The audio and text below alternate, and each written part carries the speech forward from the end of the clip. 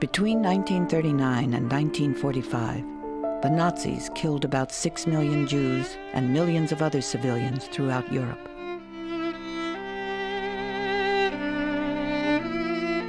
These are some who were slaughtered in the Holocaust.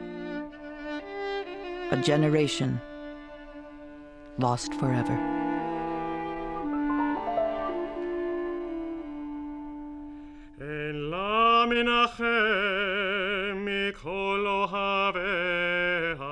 Jews are the people of the Hebrew Bible who lived in a land now known as Israel. They believe that there is only one God. Christianity emerged from Judaism. Jesus of Nazareth was a Jew who preached a singular religious message. The first Christians were Jews who prayed in Hebrew and observed the customs and religious rituals of Judaism. The Last Supper was a Jewish religious meal, probably at Passover. Jesus was put to death at the hands of Roman authorities under Pontius Pilate in Judea, but the gospel accounts were interpreted as blaming all Jews for the crucifixion. To his followers, Jesus was the Christ, the Messiah. His death, sacrificial atonement.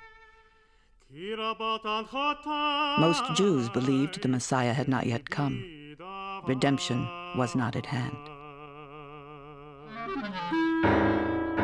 Soon after the crucifixion, Roman armies destroyed the temple in Jerusalem. Jews were exiled and scattered to live as a dispersed minority. By the 5th century, Christianity had become the dominant religion in the Roman Empire. The early Christian church portrayed Jews as unwilling to accept the word of God. Illuminations showed Satan binding the eyes of the Jews. Some church leaders intensified the charge, condemning Jews as agents of the devil and murderers of God. The accusation was not renounced until the 1960s, when the Second Vatican Council officially repudiated the ancient charge that Jews had murdered Christ.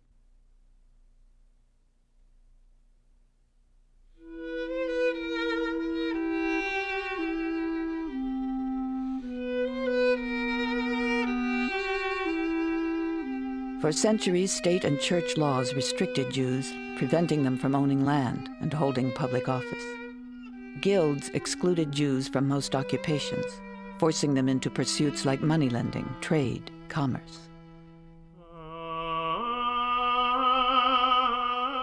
Excluded from Christian society, Jews maintained their religious and social customs. In 1095, Pope Urban II called for the liberation of Jerusalem.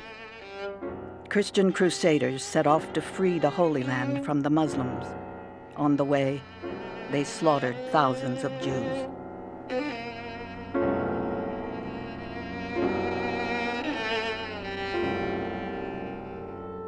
Throughout the Middle Ages, Christians persecuted Jews.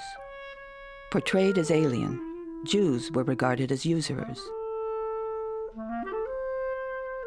It was said Jews poisoned the wells of Europe, causing the Black Plague. Illustrations depicted Jews as the devil, with horns and cloven feet, and showed them using the blood of Christian children in ritual sacrifices. These lies came to be taken as truth. But where they were needed, Jews were tolerated. When they were allowed to participate in the larger society, Jews thrived.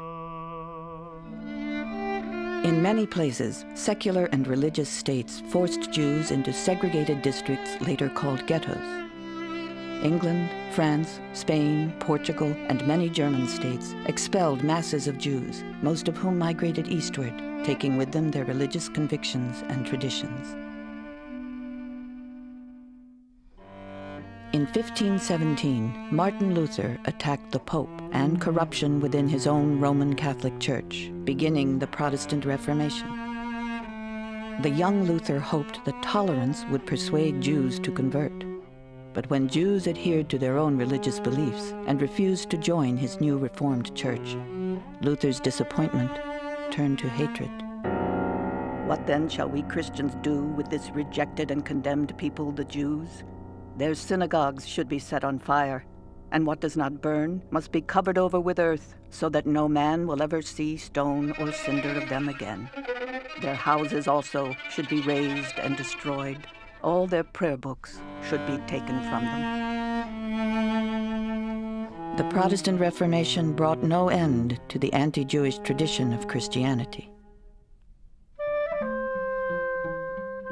With the 18th century Enlightenment's emphasis on reason, the domination of the Church diminished. Some Enlightenment thinkers called for full rights for Jews, but only on the condition that they discard their religious customs. Others blamed Judaism as the source of irrational religious faith.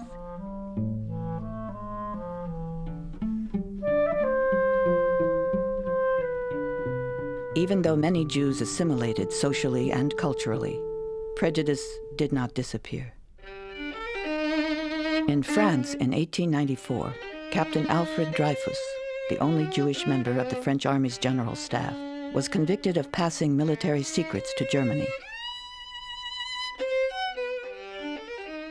Later, proof of forgery confirmed his innocence, but Dreyfus remained the victim of a cover-up to divert attention from army corruption.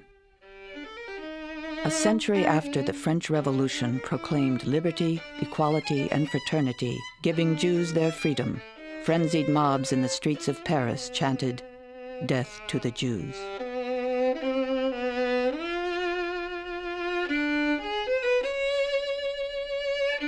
Religious discrimination had gradually changed into a thriving secular, political, and social anti-Semitism. Nevertheless, freed from some restrictions, many Jews entered the Christian world and became prominent citizens. Then, around 1900, a new lie was promoted, that Jews conspired to dominate the world using their money and intelligence to manipulate trusting Christians. Russian secret police forged a document to support the story of a takeover plot supposedly authored by a conference of Jewish leaders. A proven forgery, the Protocols of the Elders of Zion, was nevertheless translated into every major language and distributed worldwide.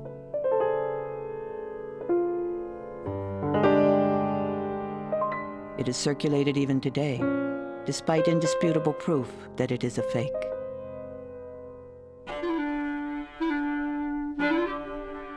To divert popular discontent at appalling living conditions and autocratic control, Russian authorities encouraged anti-Semitic violence. Jews were blamed for the assassination of Tsar Alexander II in 1881. Pogroms, murderous rampages against Jews, erupted in Russia many times during the next 3 decades.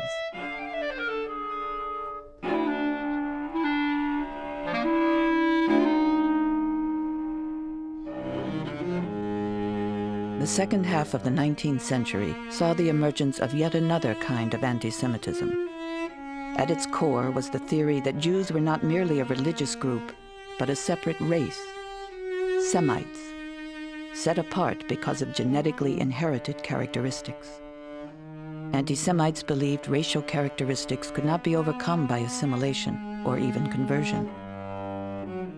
Jews were said to be dangerous and threatening because of their, quote, Jewish blood. Anti-Semitic racism united pseudo-scientific theories with centuries-old anti-Jewish stereotypes. These ideas gained wide acceptance.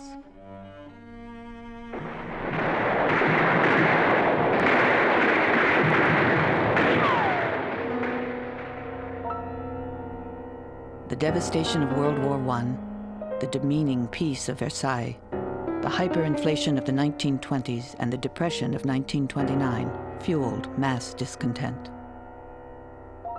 The presence of Jews in German cultural, economic, and political life made them convenient scapegoats for Germany's misfortunes.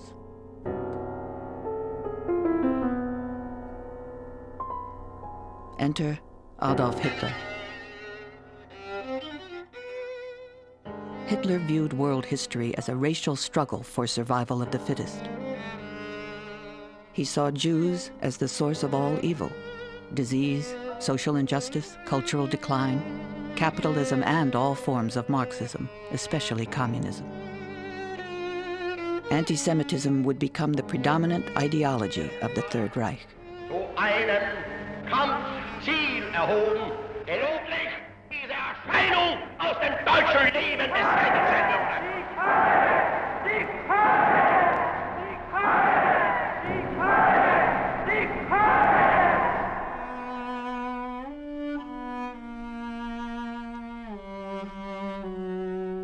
Nazi racism victimized many groups of people, but it was against the Jews that the Nazi state mobilized all its resources for terror. After the Nazi takeover of power, anti-Jewish measures were put into effect one after another. Jewish businesses were boycotted, then seized. Jews were defined, separated from non-Jews.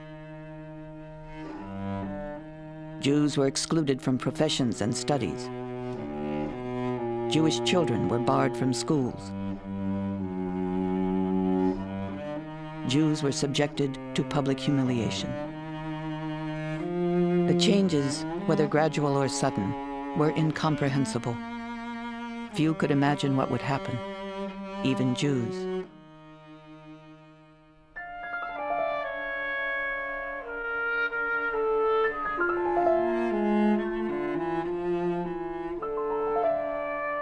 The Nazis took anti-Semitism to an unprecedented level of violence.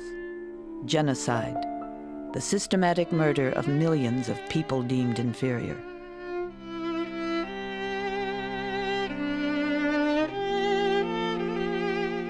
"6 million Jews. These are some of them.